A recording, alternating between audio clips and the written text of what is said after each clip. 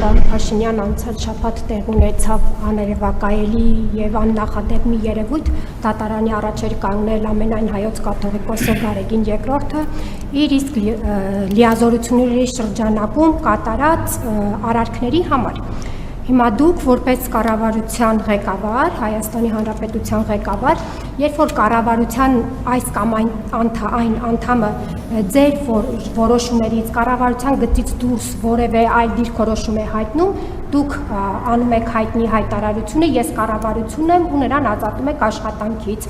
WhatsApp-ով SMS-ներ եք ուղարկում ազատուն պաշտոնյաների, որում հետո լուրեր են շրջանառվում, թե էլի ձեր ինչ-որ կարգադրություններ չկատարելու համար, դուք դրա ես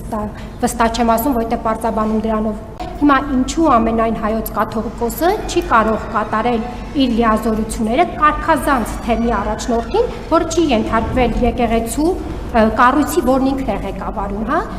ինչ-որ կանոնների եւ կարգալույծ է արել։ Դրա համար մարդը կանգնում է դատարանի առաջ։ Ինչու սա մեկ եւ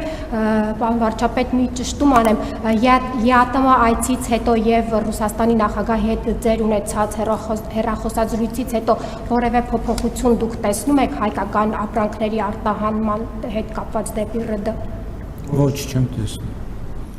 Ինչ վերաբերվում է ձեր նշած առաջին իրադրությանը, Հայաստանի Հանրապետությունում կա սահմանադրություն, որտեղ ասվում է, որ բոլոր մարդիկ հավասար են օրենքի առջև։ Մնացած իրավական գնահատականի հարցը ես չեմ կարող իրավաբանական գնահատականներ տամ, դա համապատասխան մարմինները պիտի անեն։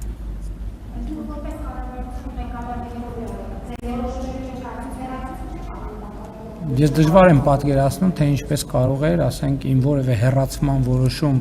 դատարանի կողմից կասեցվել եւ ես շարունակեի այդ որոշումը իրականացնել։ Եթե ես դա անեի, իմ դեմ քրեական գործ կհարուցվեր միանշանակ։